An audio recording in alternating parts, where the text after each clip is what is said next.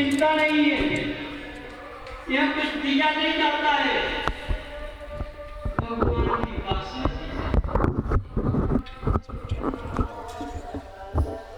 भगवान को याद करो, तुम्हारी आपत्ति दूर हो जाए।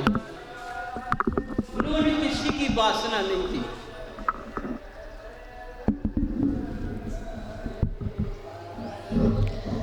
जब भी तुम्हारे नेत्र खुले तो भगवान को निहारो, इनके रूप को निहारो, इनके गुणों को अपने अंदर रखो।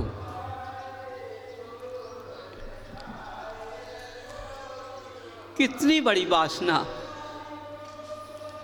तुम्हारे अंदर रखी है। इन्होंने क्यों रखी है? इस त्रिंच गति में थे।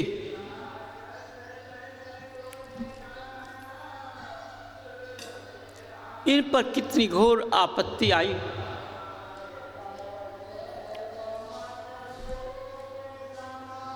दोनों में वासना होने की वजह से दोनों ने एक दूसरे को नहीं छोड़ा।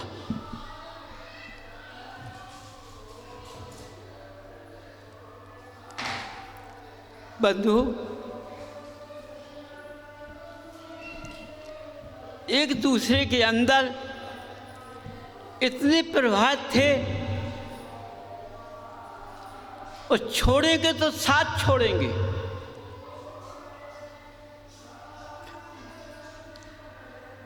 तो बंधु, जब इन्होंने साथ छोड़ा तो दोनों ने एक साथ छोड़ा। इस भरत भूमि पर ये भगवान की वासना का जो अंदर रख लेता है, चाहे मनुष्य गति में हो चाहे त्रिंच गति में जीव हो,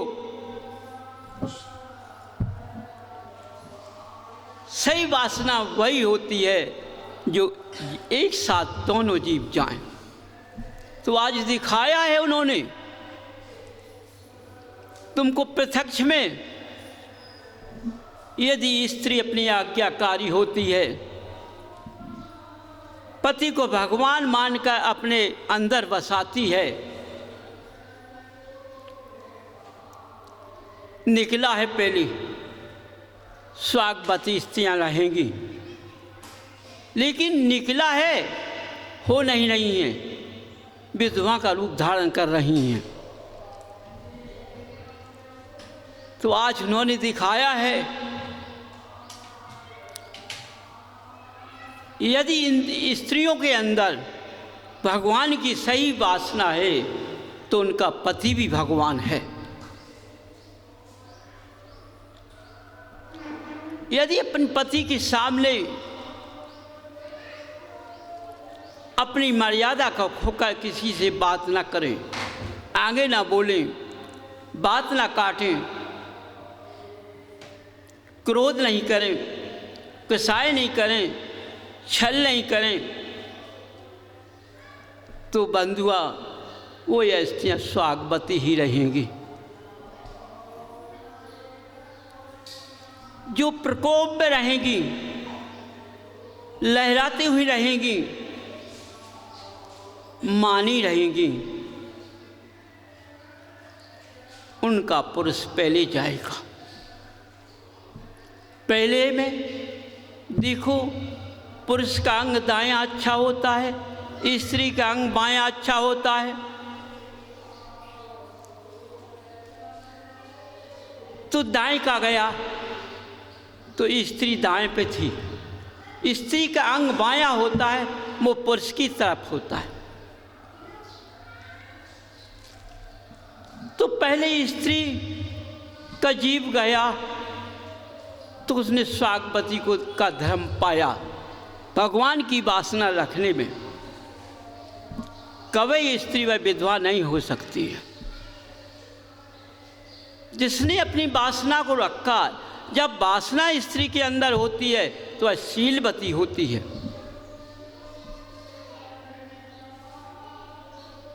जब शीलवती होती है तो उसके अंदर क्षमा का भाव होता है। बंधु, इस तरह का भगवान के अंदर वासना तुम्हारी हो जाएगी, भगवान तुम्हारे शरीर के अंदर प्रवेश हो जाएंगे। सागवती स्त्री हमेशा देवी का रूप होता है।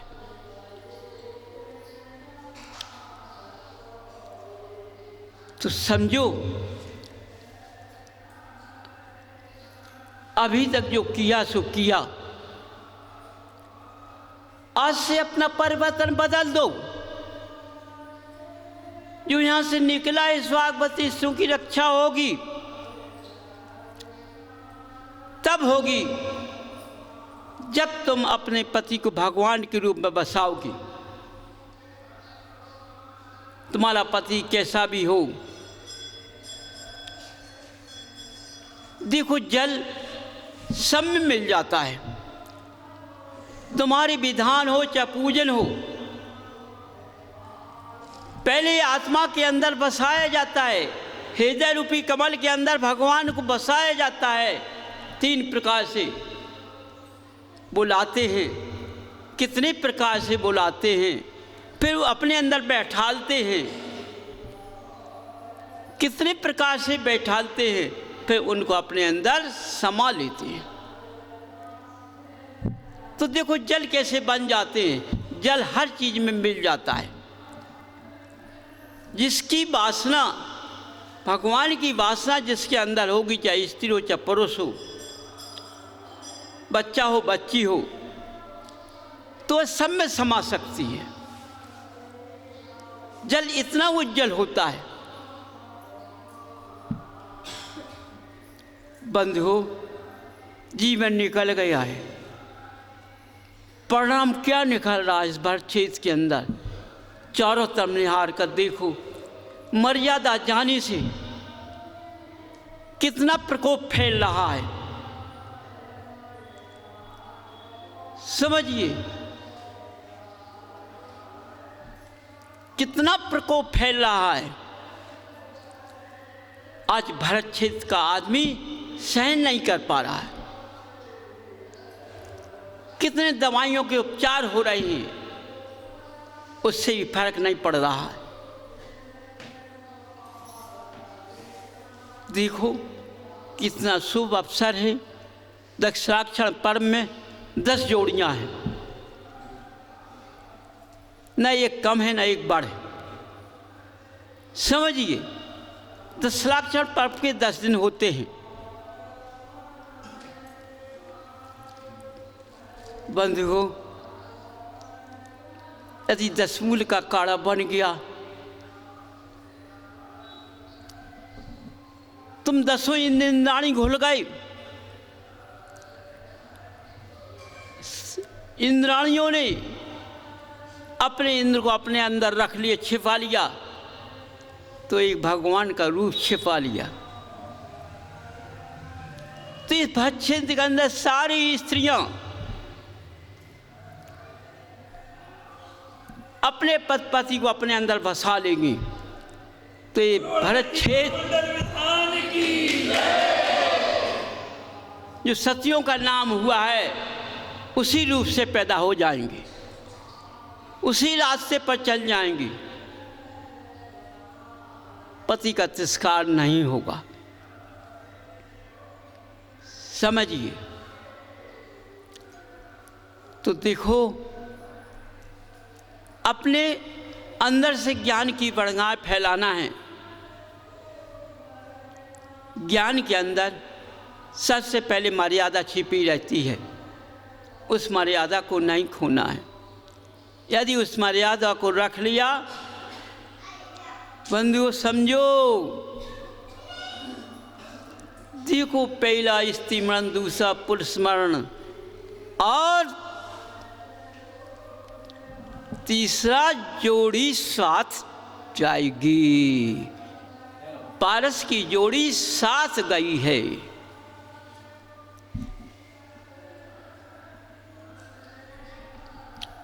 समझिए, यदि पति पत्नी का जोड़ा एक साथ जाएगा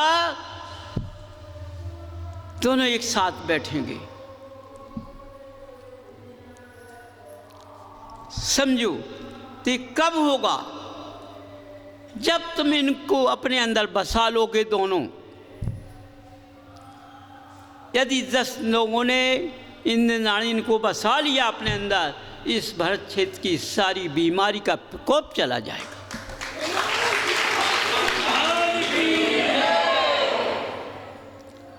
भरत क्षेत्र की माया बदल जाएगी। जो आज माया का प्रकोप चल रहा है, रात दिन माया के चक्कर में लगा रहे हैं गोते, जो भगवान का रूप धरकर चलते हैं, वो भी माया के चक्कर में चल रहे हैं, अपना जीवन भी माया में लगा दिया है। रूप किसका रखा? बोलो, रूप किसका रखा? किसको लजा दिया? समझो, जब भगवान का रूप रखे, माया से जोड़ा नाता है, भगवान से नाता नहीं जोड़ा, तो माया कहाँ जाएगी? माया दिखती नहीं है, न दिखेगी। बंधुओं, जाने कहाँ चली जाएगी। कितनी भी लूट लो, कितनी भी अपने पास रख लो, यदि धर्म से मिली हुई माया नहीं है, भगवान को अंदर बसाकर माया नहीं मिली है, तो माया तुम्हारे पास नहीं रहेगी। कितनी अरमों की माया रख लेना और प्रत्यक्ष में देख लेना, भाई माया का पता नहीं पड़ा कहाँ जा रही है। बंधुओं, वो जो माया की, भगवान की बसी रूप की माया रहेगी, वो अरबों में नहीं खेलेगी, एक एक बूंद में खेलेगी। समझो, वो एक एक बूंद की माया पहाड़ बना देगी। बंधुओं,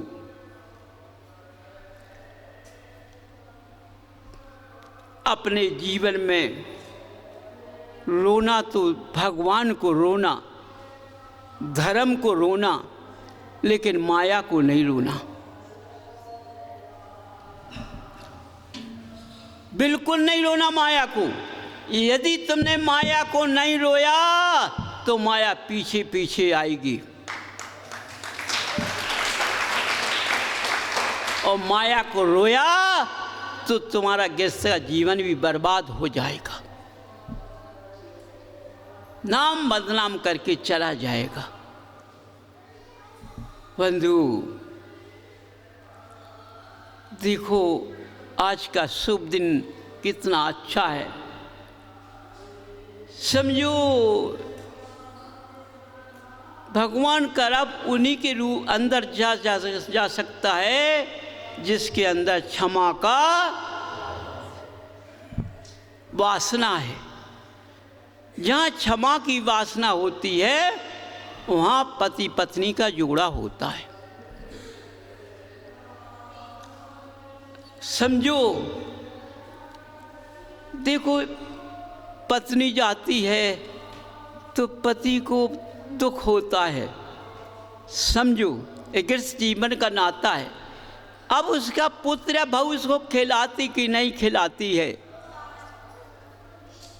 यदि समय से नहीं मिला तो पति रोता है।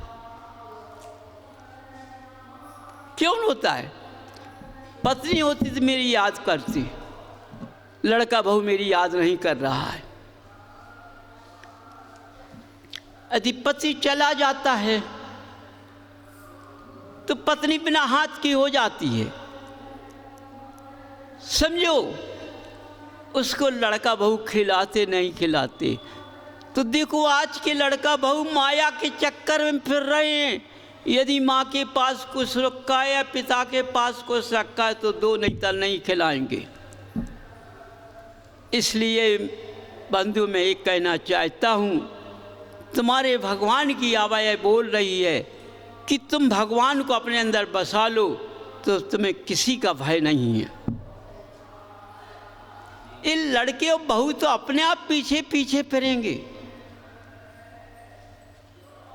जैसी माया पीछे पीछे फिरेगी वैसे लड़का बहू पीछे पीछे फिरेंगे। समझिए बंधुओं, देखो ये स्थान सोने खाने के लिए नहीं है। यहाँ मनोरंजन का समय नहीं है। यहाँ का एक एक पल कीमती है।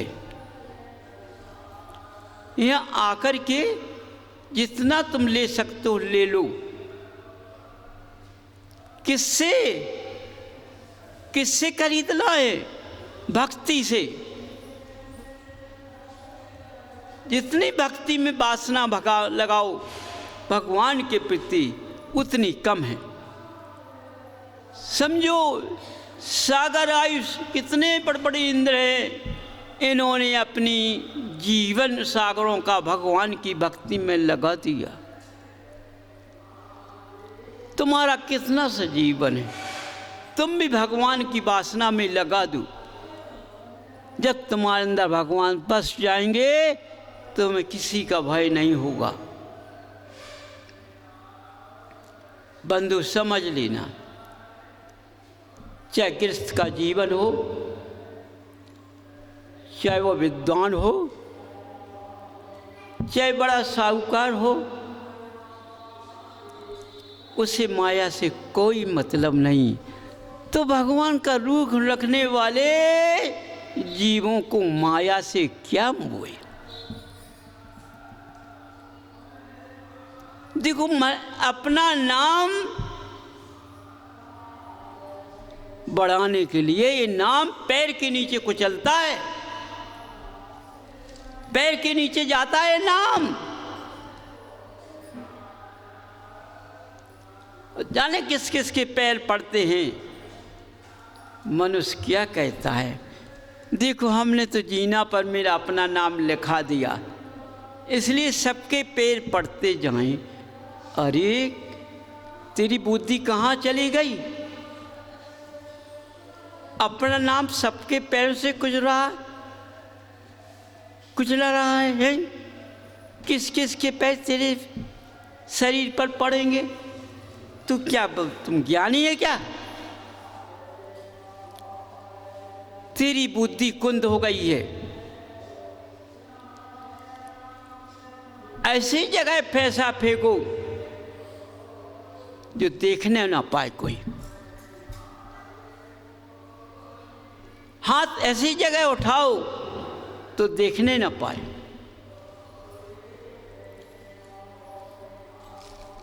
जो भगवान का अंश का पैसा होता है वही सही दान में जाता है,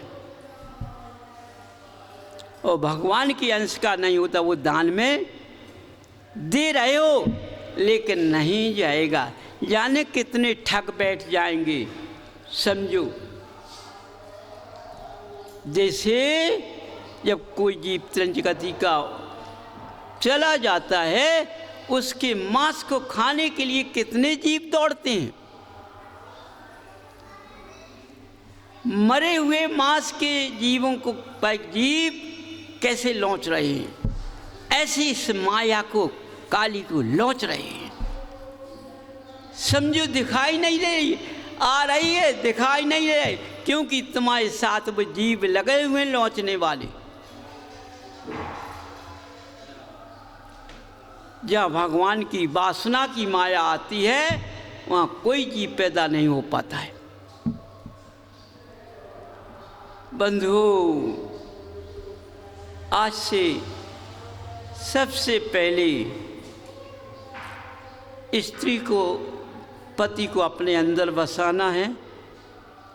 किसी के सामने देखो, तुमने देखा होगा, प्रत्यक्ष में देखा होगा, ये पद्मावती आती थी, पारस आते थे, तो पारस जब खड़े होते थे तो पद्मावती हाथ जोड़ के उन्हीं को निहारती थी,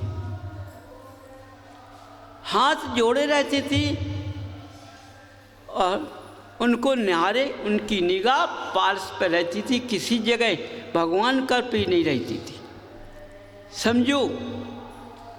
और भगवान का वासना अपने अंदर रखती थी, तब पति का रूप देखती थी वो। पारस के सामने पद्मावती ने जरा भी वाणी नहीं बिखेरी, बिखेरी तो कोई व्यक्ति बता सकता है। पारस खड़े हों, पद्मावती ने वाणी को बिखारा तो कभी नहीं बिखेरा। इस स्वयं तुम लोगों ने देखा है।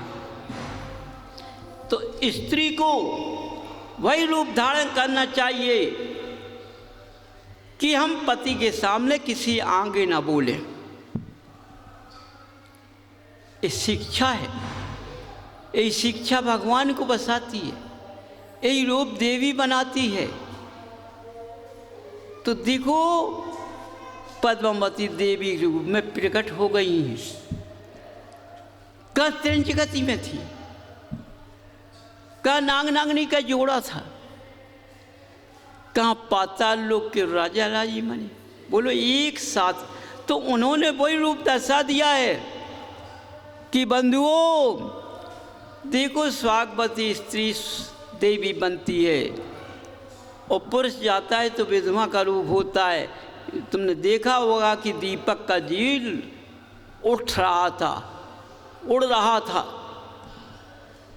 दाएं तरफ का, माने स्त्री जब चंडाल होती है, मर्यादा खो देती है, तेज बोलती है, तो पुरुष उसका चला जाता है। आज एक भरचीत के अंदर हो रहा है, समझो।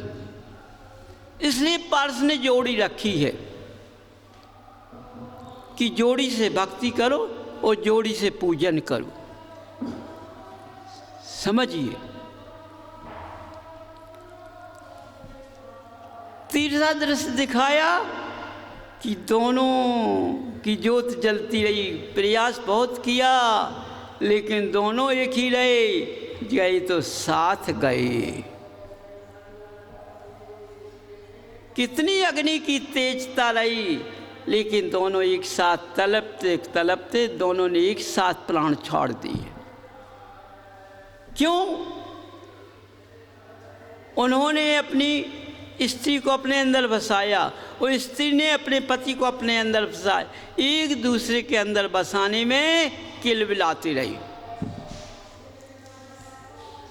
अग्नि की आग को नहीं देखा उनने, एक दूसरे के बसाने में तलप तलपते एक साथ दोनों चले गए। बंधु जब धर्म का रूप दोनों पाल लोगे, धर्म का रूप तुम अपने अंदर, इनका प्रतिम अपने अंदर बसा लोगे, तो यही तुम्हारा रास्ता भी मिल सकता है। एक दिन तुम्हें साथ से पा जाओगे कि दोनों जीव एक साथ जाएंगे। बंधु तो देखो, सबसे पहले माया का त्याग करना है। ये माया मनुष्य को नीचे गिरा देती है। तुम भगवान की उसमें लगे रहो, भाव भक्ति में उनको बसाओ, तो माया दौड़ के आएगी। करके देख लेना, तुम अपने क्षेत्र से देख लो ना, तुम्हें ना देते दिखाई देता कोई, इतना पैसा नहीं तुम, लेकिन पता नहीं पड़ता तुम्हारा काम कितना हो जाता है, कहाँ से आ जाता है। तो ये क्या है? ये भगवान का वशीभूत माया आ रही है, तो ये माया व्यर्थ नहीं जा रही है। ये माया का रूप बहुत बढ़ता चला जा रहा है। तो पारस ने इस नगर में आते हुए माया का त्याग किया। उन्होंने शिक्षा दी, कुछ भी दी, भक्ति कराई, आपत्ति को दूर तुमको ने किया भक्ति से, लेकिन उन्होंने ये कभी नहीं कहा है कि माया दीजिए, किसी से नहीं कहा। समझो, माया को दूर भगाया है।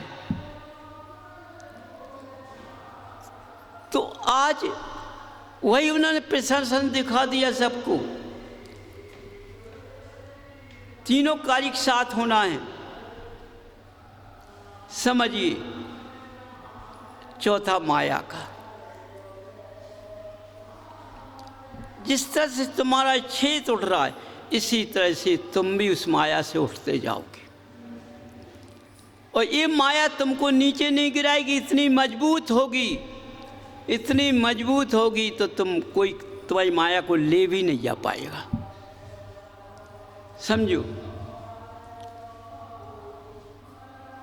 इसलिए आज का दिन, पहला दिन क्षमा का। क्षमा से मनुष्य का पुद्गल पवित्र होता है। और आज भगवान को अपने अंदर बसाना है तो ये सारे गुणों का ध्यान करना है, अपगुणों का त्याग करना है। तभी तुम्हारे देश का घोर आपत्ति पता नहीं पड़ा कैसे चली जाएगी, क्योंकि ये दीपक की लौ जाने कहाँ पहुँच जाएगी। इसलिए बंधु, तुम्हारा समय बहुत हो गया है, इसलिए मैं वाणी विराम कर रहा हूँ। जय बोलो महावीर भगवान।